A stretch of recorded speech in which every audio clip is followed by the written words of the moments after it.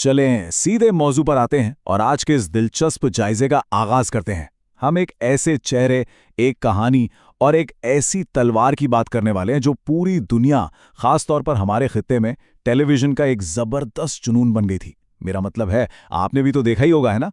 448 एक साथ तक हम सब ने उस हीरो के साथ आंसू बहाए, उसकी फतूहात का जश्न मनाया, बामसी और तुर्गत की दोस्ती पर फख्र किया।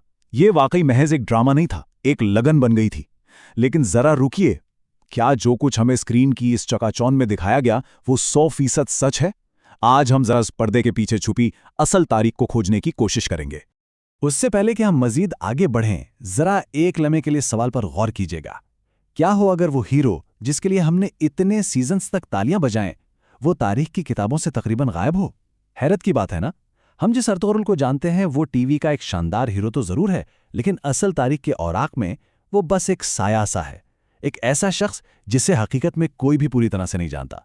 तो फिर सवाल ये पैदा होता है कि तारीख की किताबें आखिर इतनी खामोश क्यों हैं? और अगर वो वाकई एक अजीम रहनुमा था तो उसकी असल कहानी क्या थी? पहला हिस्सा, तारीख का तारीख ब्लैक होल, यानी 13वीं सदी की गुमशुदा हकीकत। आगे बढ़ते हैं। अब इस तकाबले को देखकर आपको अंदाजा होगा कि टीवी पर हमने जो बड़े बड़े रंगीन खेमे, साफ सुथरे कपड़े और हर वक्त चलने वाली शानदार ज़ियाफ़तें देखीं, हकीकत उनसे कोसों दूर थी।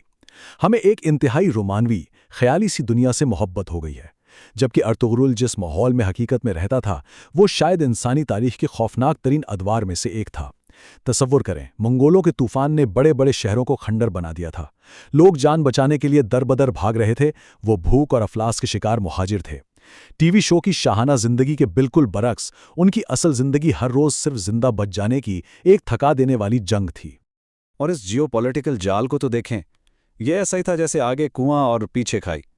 मशरिक की तरफ से मंगोल मौत के सौदागरों की तरह शहर के शहर जला रहे थे। मगरब में सलेबी और बैजंतीनी सल्तनतें थीं जो भले ही थक चुकी थी मगर थीं तो सख्त दुश्मन। और बीच में बच गए सल्जूकी जो वैसे ही अपना जवाल देख रहे थे।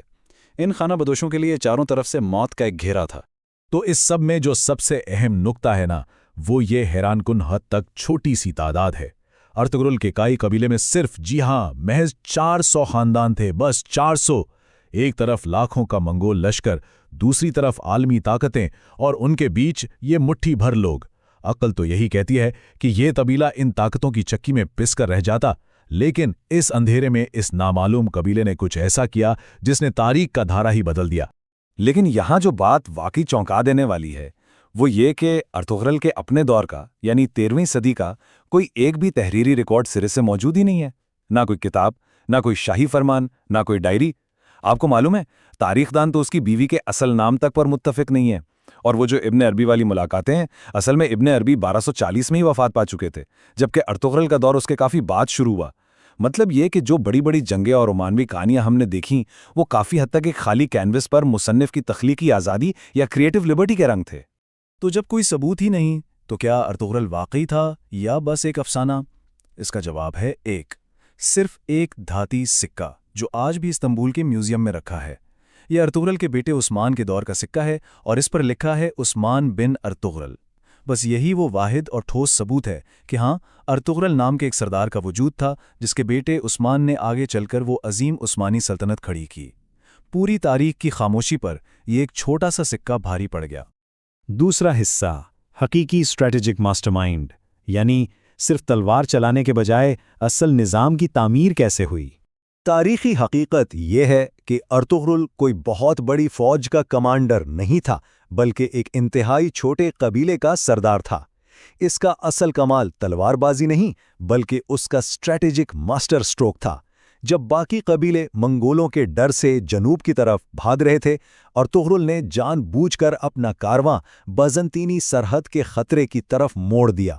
लगने को तो ये खुदकुशी थी, लेकिन इसी सफर में उसने कमजोर सुल्जूकियों को मैदान जंग में बचाया और इनाम में सोगूत का इलाका हासिल कर लिया।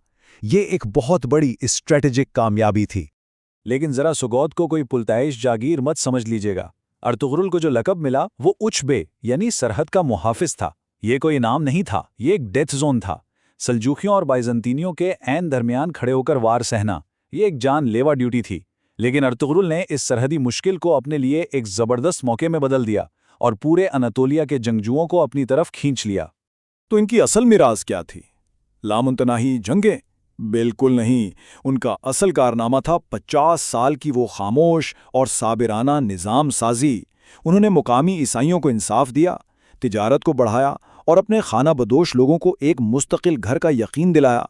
तलवार और सफारतकारी का ऐसा कमाल का तवाज़ुन रखा जो उस वक्त वाकई नामुमकिन सा लगता था। और इनकी जहानत का अंदाज़ा इस बात से लगाएं कि उन्होंने रिवायात तक को तोड़ दिया। आमतौर पर बड़े बेटे को जानिशीन बनाया जाता है ना, लेकिन अर्तुगरुल ने मैरिट को चुना। उसने अपने सबसे छोटे मगर सबसे काबिल बेटे उस्मान को अपना वारिस मुकर्रर किया।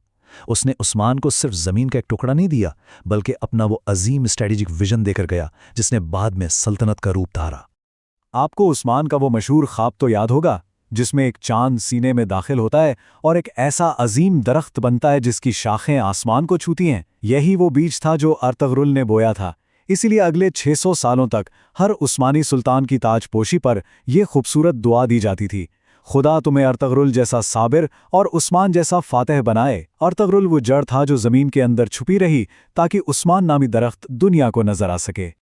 तीसरा हिस्सा, एक जदीद सकाफती हथियार और कैसे 700 साल बाद इस हीरो को दोबारा जिंदा किया गया। अब जरा फास्ट फॉरवर्ड करें 2014 में। सदियों बाद एक ऐसा मोड़ आया कि ये गुमशुदा तारीखी किरदार अचानक हमारे लिविंग रूम्स में जिंदा हो गया। अर्तुगरुल तुर्की की सॉफ्ट पावर का सबसे बड़ा हथियार बनकर उभरा। तुर्की आलमी सतह पर अपनी पुरानी शनाख्त को एक जदीद शक्ल में पेश करना चाहता था और ये सीरीज उनका मास्टर कार्ड साबित हुई। इसने लातीनी अमेरिका से लेकर अरब दुनिया और ख़ास तौर पर पाकिस्तान में मकबूलियत के तमाम रिकॉर्ड तोड़ दिए। इसके असरात को गैर जानबदार होकर देखें तो ये काफ़ी गहरे थे। हॉलीवुड के सुपर हीरोज़ के आदि लोगों को एक ऐसा हीरो मिला जो खुदा के सामने सजदा रेज होता था, जिसने सकाफती खुद-एतमादी को बहाल किया और मगरबी बयानिए को खुला चैलेंज किया। लेकिन इसका एक पेचीदा पहलू भी था। देखने वालों ने इस ड्रामे को एक सियासी ऐनक के तौर पर इस्तेमाल करना शुरू कर दिया। लोग अपने इर्द गिर्द के सियासतदानों को ड्रामे के हीरोज़ और विलेन से मिलाने लगे, यानी अफसाना और हकीकत खतरनाक हद तक आपस में मिक्स होने लगे। चौथा और आखिरी हिस्सा, जज्बा बमुकाबला हिकमत। आखिर इस सरहदी तारीख का हकीकी सबक क्या था? अब जब ड्रामे का बुखार कुछ उतर चुका है तो हकीकत का सामना करना जरूरी है। हम स्क्रीन पर अर्तुगरुल की जीत देखकर समझ बैठे कि मसाइल तलवार लहराने और जज्बाती नारे लगाने से हल हो जाते हैं। हम जज्बातियत की गिरफ्त में तो आ गए, लेकिन इस मजबूत मईशत, सब्र, इंसाफ और ब्यूरोक्रेसी को भूल गए जिसने असल में उस्मानी सल्तनत को तामीर किया था। हकीकत यही है कि कौमें सिर्फ जज्बात से नहीं बल्कि निज़ाम, साइंस और हिकमत से बनती हैं। इस नंबर को याद रखिएगा, 50। असल अर्तुगरुल ने सोगुत के इस छोटे से इलाके में मुसलसल 50 साल इंतहाई सब्र और खामोशी के साथ काम किया, अपनी जड़ें मजबूत कीं ताकि आने वाली नस्लें एक तनावर दरख्त बन सकें। आजकल सबको अर्तुगरुल बनने का शौक तो है, उसके हाथ की तलवार भी चाहिए, लेकिन उसका 50 साल का सब्र और अनथक मेहनत कोई नहीं सीखना चाहता। है ना सोचने की बात? तो इस जायजे का अख्तिताम हम इस चुपते हुए सवाल पर करते हैं, क्या हम सिर्फ टीवी की उन ख्याली दास्तानों और वक्ती जज्बाती नारों के पीछे भागते रहेंगे, या फिर तारीख के इस हकीकी सबक को अपनाएंगे, वो सबक जो तवील सब्र, अनथक मेहनत और एक मजबूत निज़ाम मांगता है? क्योंकि ड्रामे तो ख़त्म हो जाते हैं, लेकिन किरदार और नज़रियात हमेशा जिंदा रहते हैं। अब यह इंतखाब आपका है कि आप दुनिया को कैसे बदलना चाहते हैं। मिलते हैं अगले जायजे में।